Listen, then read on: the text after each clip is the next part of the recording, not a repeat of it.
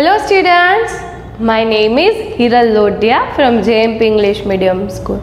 Kids, I am back with my revision session number 2. I hope so you understand session number 1. आपको session number 1 में सब कुछ easily समझ में आ गया है, मुझे ऐसा लग रहा है. Right kids, in session number 2 I am going to explain you all the things from chapter number 4, 5 and 6. जैसे हमने चैप्टर नंबर 1, 2, 3 में से सब कुछ किया था, बिल्कुल उसी तरह से हम चैप्टर नंबर 4, 5, 6 में करेंगे. बट द थिंग इज़ ये सेम पेपर स्टाइल फॉलो होगी. बट यहाँ पे जो दीदी दिखाएगी ना, वो सिर्फ 22 क्वेश्चंस है. मतलब दीदी ने जो पूछा है वो सब कुछ हाफ कर दिया है. क्या कर दिया है? Half. But you need to follow this paper style only. आपको क्या फॉलो करना है? सिर्फ और सिर्फ यही पेपर स्टाइल फॉलो करनी है. बट आपको एक बार अच्छी तरह से गूगल फॉर्म समझ में आ गया, राइट? तो हमें इतनी ज़रूरत नहीं है कि हम एग्जैक्टली वैसा ही करें. अभी क्या है कि हम उसके आधे क्वेश्चंस का भी रिवीजन हम कर सकते हैं. Clear kids? तो now let's begin this. Once again I am going to explain you paper style. एक बार और मैं आपको पेपर स्टाइल एक्सप्लेन करूँगी.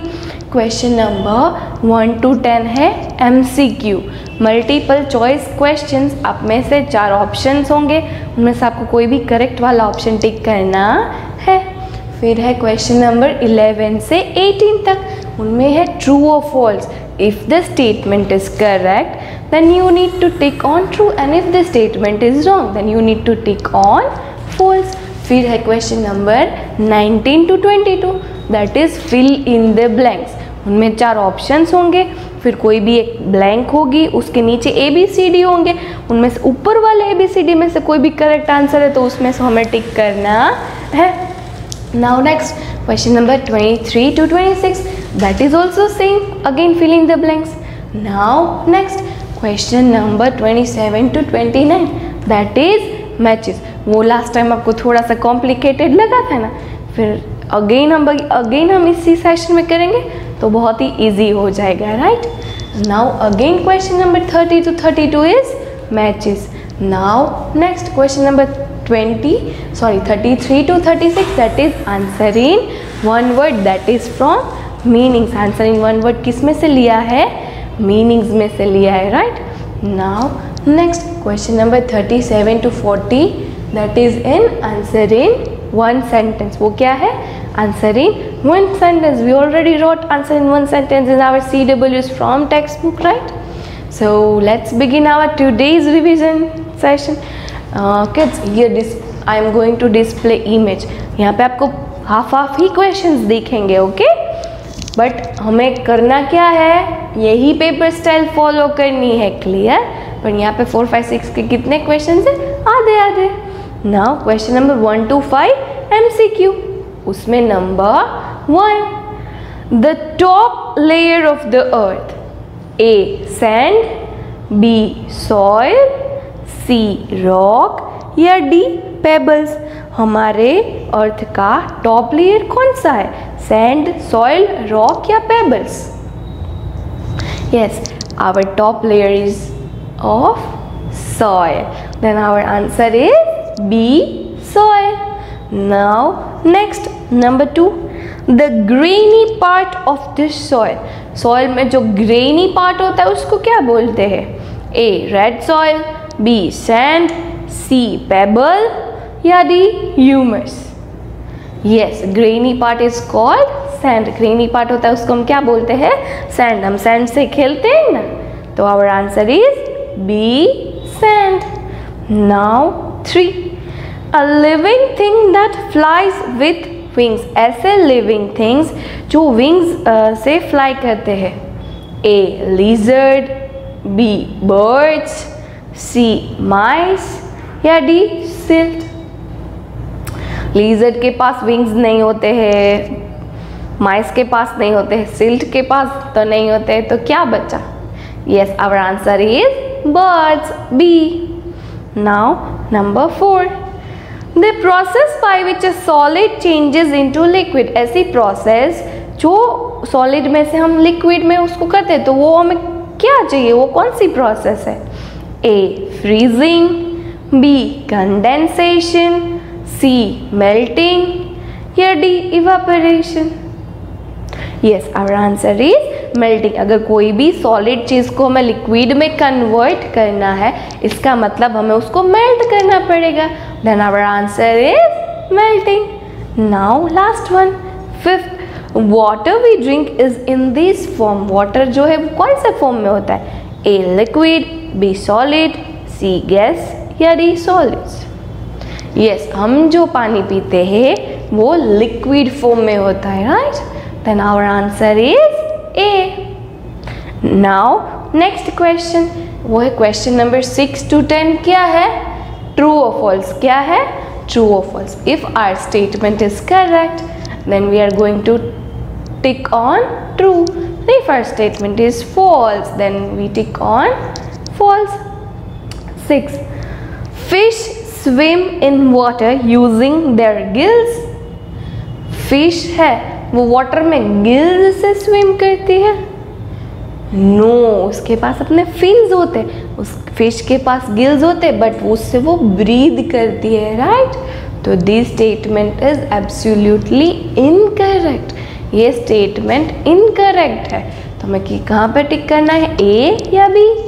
Yes, we are suppose to tick on B. Now next 7, most animals breathe through their skin. मतलब बहुत ऐसे normally 90% animals है जो अपनी स्किन से ब्रीथ करते हैं। No, this is wrong. We are supposed to tick on B. Now next 8. Vapor is a form of water. Vapor है वो water का ही form है? Yes, water vapor is a form of water only. So this statement is correct. Then we are going to tick on A. Now 9. Most gases cannot be seen. मतलब कि 90% gases है जो दिखते नहीं है, जो इनविजिबल है। Yes, this statement is correct. Oxygen, carbon dioxide, ये सारे के सारे गैसेस आपको विजिबल है एयर में? नो। तो ये स्टेटमेंट एकदम करेक्ट है। Then we are going to write true, right? Now last one, number 10, pebbles are big and smooth. Pebbles जो होते हैं बिग भी होते हैं और स्मूथ भी होते हैं? No, this statement is false. Now next question number 11 to 12, मतलब 2 ही ब्लैंक्स पूछी है मैंने। वो हमारी ओरिजिनल में तो 4 है, राइट? बट यहाँ पे 2 ही है। 11, ए और बी। ए में मॉइस्चर है, बी में ह्यूमस है। Now 11, blank makes this soil fertile. इनमें से कौन सी चीज़ डालने से सॉइल फर्टाइल होती है? मॉइस्चर या ह्यूमस? यस, ह्यूमस डालने से सारी की सारी सॉइल एकदम फर्टाइल हो जाती है। तो ह्यूमस के आगे क्या लिखा है? बी। तो ए और बी में से हम कौन सा ऑप्शन सिलेक्ट करेंगे? बी वाला, right? Now next number 12, water that is trapped in soil is called blank. जो सॉइल के अंदर वाटर ट्रैप्ड होता है उसको हम क्या बोलेंगे? Moisture, right? तो हम किसके ऊपर टिक करेंगे? ए के ऊपर। नाउ क्वेश्चन नंबर 13 to 14, मतलब 13 और 14 अगेन है fill in the blanks. Question 13, frogs breathe through their nose and. Frogs है वो किसके थ्रू ब्रीथ करते हैं? ए स्किन या बी स्टोमेटा? यस, फ्रॉग्स है वो अपनी स्किन से भी ब्रीथ कर सकते हैं। तो our answer is A. Now 14, air enters plants through. Plants के अंदर एयर एंटर करती है, वो किसके थ्रू करती है? Last one, B stomata. We are suppose to tick on B. Clear kids?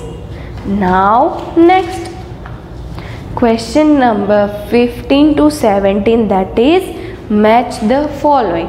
वो मैंने बोला था ना कि थोड़ा सा लिटिल बिट डिफिकल्ट है, but it is easy. Now column A है, कॉलम बी है।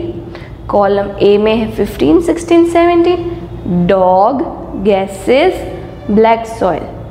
बी में है A, B, C a type of soil, puppy and flow easily. चलो मैं आपको क्वेश्चन कर रही हूँ, आपको अपने आप ट्राई करनी है सॉल्व करने की। ए डॉग, डॉग के बच्चे को क्या बोलते हैं? पपी बोलते हैं, राइट। तो पपी कहाँ पे लिखा है? बी में। कहाँ पे लिखा है? बी में। तो 15 के सामने क्या आंसर आएगा? बी। फिर है 16 गैसेस। गैसेस में क्या आएगा? अ टाइप ऑफ सॉइल या flow easily? Yes, gases flow easily, मतलब 16 के सामने क्या आएगा? सी आएगा। Now 17 black soil, last one ही बचा है, अ टाइप ऑफ सॉइल। तो ब्लैक सॉइल के सामने क्या आएगा? ए। तो 15 के सामने बी, 16 के सामने सी, 17 के सामने ए, मतलब बी सी ए। नीचे ऑप्शन से ए बी सी। ए में है 15 के सामने बी, 16 में है सी, 17 में है ए। बी में है 15 में ए, 16 में बी, 17 में सी। सी में है 15 में सी, 16 में बी, 17 में ए। डी में है 15 में ए, 16 में सी, 17 में बी। तो हमें क्या है?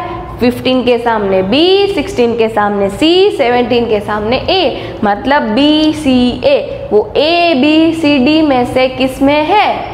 तो ए में है, राइट। ए में है ना, 15 में बी, 16 में सी और 17 में ए। तो our correct answer must be A. तो हमें किसके ऊपर टिक करना है?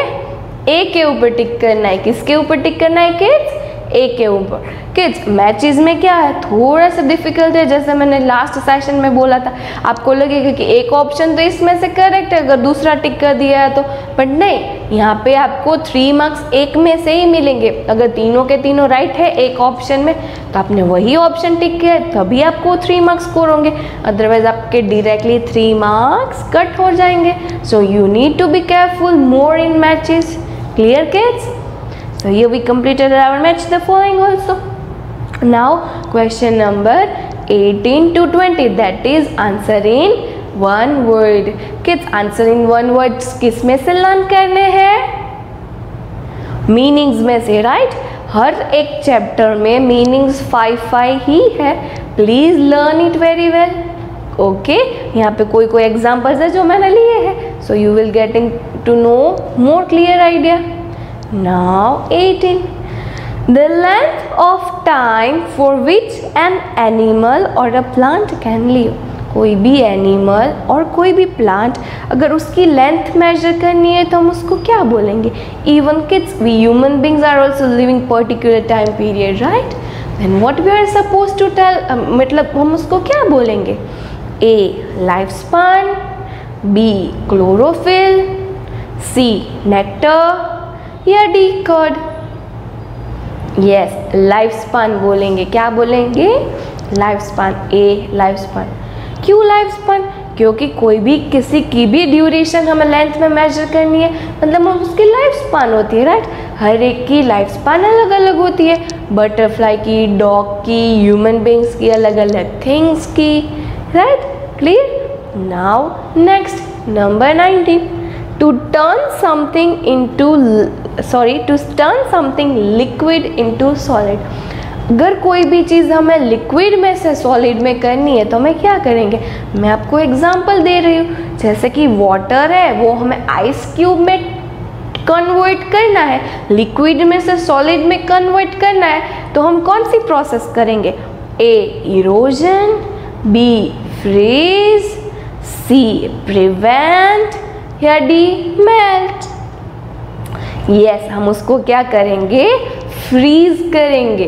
फ्रीज करेंगे ना, फ्रीज करेंगे, उसी वजह से हमें क्या मिलेगा? Liquid into solid. Now next 20, a mass of very small parts of liquid in the air. Air में बहुत ही छोटा सा पोर्शन किसका भी होता है लिक्विड में? A solute, B vapour, C solution या D pour? It's vapour, right. हमारे एटमॉस्फेयर में वेपर भी प्रेजेंट होता है ना किड्स, क्योंकि टोटली कंटिन्यूअस प्रोसेस में हमारी वाटर साइकिल होती है, तो उस वजह से हमारे एटमॉस्फेयर में वेपर प्रेजेंट होता ही है। Clear kids? Now question number 21 and 22, that is answer in one sentence. यहाँ पे आपको आंसर इन वन सेंटेंस करना है। यहाँ पे kids again I am repeating, ये सिर्फ आपके रिवीजन पर्पस के लिए ही है। क्लियर? आपको लर्न चैप्टर नंबर 1 to 6 करने हैं। 21, what is the life span of butterfly? मतलब बटरफ्लाई की लाइफ स्पान कितनी होती है, वो कितने तक जिंदा रह सकता है? जैसे कि डॉग है वो 11 to 12 ईयर्स तक जिंदा रहता है, ह्यूमन बींग्स है उसकी लाइफ स्पान है 60 to 80 ईयर्स। फिर सभी एनिमल्स, सभी बर्ड्स, सभी इंसेक्ट्स, सभी की डिफरेंट अलग अलग लाइफ स्पान होती है। तो यहाँ पे किसकी पर्टिकुलर पूछी है? बटरफ्लाई की, राइट। तो क्या है, वो 1 ईयर जिंदा रहता है, ए। बी है 6 मंथ्स जिंदा रहता है, सी है 80-90 डेज जिंदा रहता है, या डी है 20-30 डेज जिंदा रहता है। Yes, the lifespan of a butterfly is 20 to 30 days. Life span है बटरफ्लाई की, वो सिर्फ 20 से 30 डेज तक ही जिंदा रहता है। तो our answer is D. Clear? Now last one, name the 2 main types of soil. 2 main types of soil के नेम लिखने हैं, बता नहीं कौन कौन सी है।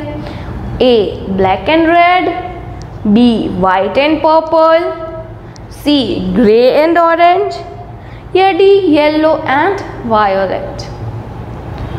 कौन सी है किड्स?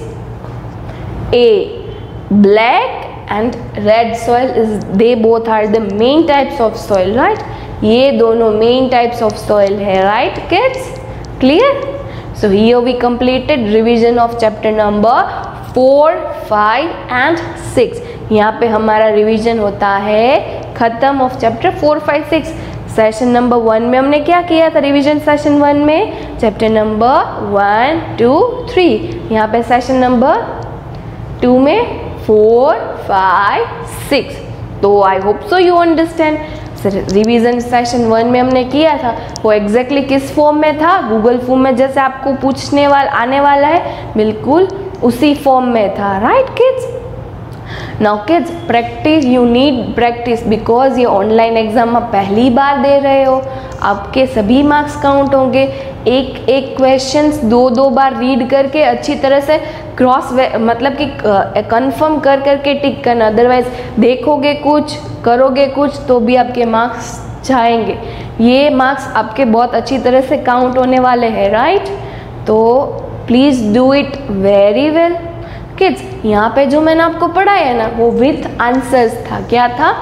विथ आंसर्स था। तो आपको कोई भी डिफ़िकल्टी नहीं होगी जब भी मैंने एक्सप्लेन किया, right? But what ever I shared a PDF with you, that is without answers. जो मैंने आपको PDF शेयर की है वो विदाउट आंसर्स है। क्यों विदाउट आंसर्स है? क्योंकि आप ज़ेरोक्स करवा लो या तो फिर प्रिंट निकलवा लो या फिर कुछ भी अपने हैंड रिटन में करोगे तो आपको आंसर्स नहीं होंगे, तो आप अपने हिसाब से थोड़ा सा दिमाग चलाओगे, राइट? थोड़ा सा चलाओगे तो आपको ज़्यादा आ जाएगा, राइट? तो अपने आप से करो आंसर्स टिक। Clear kids? फिर अपने आप ही चेक करो, अपने आप ही मार्क्स दो, तो it is easy for you. Okay, तो again I am telling you, Google form में एक बार चेक कर लीजिएगा। एक और एक ऑप्शन 2 बार ना टिक हो जाए, please do it very well. Best of luck for your SA1। Okay kids, तो अभी आंसर्स आप अपने आप ही करोगे। एंड किड्स, मीनिंग्स जो है वो CW में मैंने आपको ऑलरेडी लिखवाए हैं, लर्न करोगे तभी क्वेश्चन नंबर ये लास्ट वाला 33 से 36 आएगा, अदरवाइज नहीं आएगा आपको। बहुत ही इजी है, बट थोड़ा सा दिमाग चलाना ज़रूरी है। तो किड्स, यहाँ पे हमारा सिलेबस होता है, रिवीजन सेशन भी ख़त्म होता है। अभी we are going to meet again after Diwali. हम कब वापस मिलेंगे? After Diwali with new chapter. तो kids, till after next Diwali, bye.